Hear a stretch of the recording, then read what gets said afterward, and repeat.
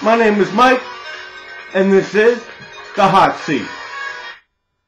On the hot seat is the recap of last night's GOP debate from South Carolina. And then there were four. Rick Perry, yesterday morning, quit, as I knew he would. First question, posed to Newt Gingrich. Tell us about your affair and your sordid marriage. Who really cares? Alright? That's ancient history. But yet, and Newt was right. That was the first question to come to mind. Then, the next question we had to deal with was again Romney's performance on Bain Capital, which Romney continues to dodge. He's asked the question, how do you account for all those failed companies? He rails into, Obama's going to attack me. We have to go after Obama, blah, blah, blah. It's the same story all over again. Mitt Romney is asked, well, how did you create 120 jobs? Never gave specifics. Well, I created 120, but then we lost 10. Well, and I'm not going to be picky on it, but that's 110. But that's neither here nor there. This guy never gives specifics. He dodged all night. Santorum was actually terrific. He defends capitalism by stating straight up that Barack Obama is turning this country into an entitlement society based on the European model, and it's going to put us out to pasture. And he's right. As the discussion of the economy went on, once again, Ron Paul was ignored by the mediator, this time CNN's John King. Totally just as if Ron Paul was Casper the Ghost. It's a disgrace. Then he goes into, Congressman Paul, what do you think about the military economy and, getting jobs for veterans when they come back? Well, finally, Ron Paul was asked the question. And Dr. Paul answered it correctly. In World War II, the country lowered taxes drastically, and everybody benefited, not just military veterans coming home, and Newt agreed. Romney says to repeal Obamacare in total. But again, you gotta love Rick Santorum last night.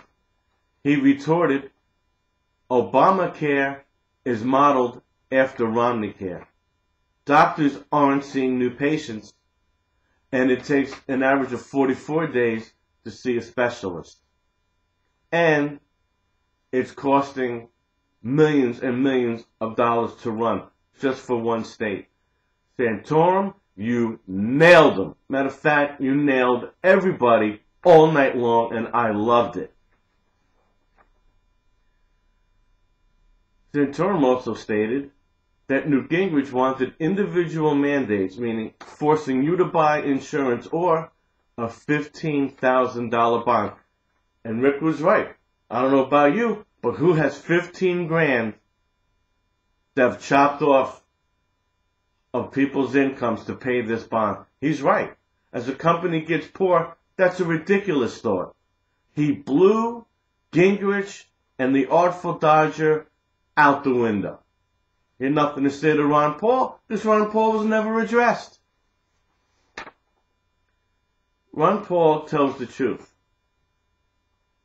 While the other three said that, Obamacare is going to be repealed under me. And Ron Paul was right. He says, I doubt it will be repealed. Maybe parts of it, but not all of it. He did say, though, that all these programs are going to go bankrupt if we continue to fight these endless wars. Ron Paul stated correctly, having all these military bases all over the world are subsidies that we're paying to these countries. Close those bases, bring our people home. Billions of dollars can go to the Americans that need it most. He's right. Ron Paul was asked if he would show his tax returns. He said he'd be embarrassed because he doesn't make that kind of money. And again, the tax issue comes up, and Mitt Romney dodges it again. I probably will release my taxes in April. Probably? Douchebag. I pay penalties if I don't release mine in April. You will release them in April. Probably. Well, that's real nice. Probably. Probably you could kiss my ass. How about that? Romney also kind of insulted the Detroit car industry. He was stating how he started a business without any inheritance. He could have stayed in Michigan and got caught up in the car industry and all of that. All of that what? You mean all that suffering that the auto workers have gone through for the past 40 years? With layoffs and reductions and increased freezes and all that good stuff? You avoided that mess, didn't you? Well, I don't know what the car workers feel like, but I'd be kind of pissed off at Mr. Dodger right now. Then the question came up about SOPA. And of course Romney said it's an outrage, doesn't quantify. Same thing with Newt. Ron Paul does. He said, I out and out voted against SOPA, but the next bill's going to be worse. And Rick Santorum, and I got to tell you, I'm going to give this to him. And here's why. He said the internet should be a vehicle for freedom of speech. He did not say that it should be governed. He did not say it should be censored. What he said was that illegal piracy should be prosecuted. He clearly stated that apparently foreign countries like countries in Eastern Europe and China have a way of uploading, let's say, Americans who patent or copyright their work on the internet, upload it overseas, and then download it back to America, either selling it for practically nothing or giving it away for free. There are millions of so-called free movie, free music, and free TV sites. They're not free. They're stolen property. And that's what Rick Santorum wants to fight. He's correct. So for all of you out there that wrote, Santorum is for freedom of the net, but he's not, you're wrong. He didn't say that the internet shouldn't be free for all. He said there shouldn't be a free for all, meaning you could just take what you want and screw the guy that created it and that wants to make a living off of it. So Rick Santorum wins the round on SOPA. Ron Paul said he voted against it, offered no alternative to stop the piracy. Sorry, but that's the truth. Newt Romney, again, under his plan, pays for abortion. Santorum nailed him again. Any governor would know, if you don't specifically cite, we're not going to pay for abortions under Roe v. Wade, the states have to do it. He's right. Santorum won it again. Ron Paul was wonderful on it. He said, when he was called on it by Santorum saying, you're only 50% pro-life, Ron Paul said no. We should take out Roe v. Wade and leave it to the states. But he's a doctor. He believes that life begins at conception, and he's right, and he won that rebuttal.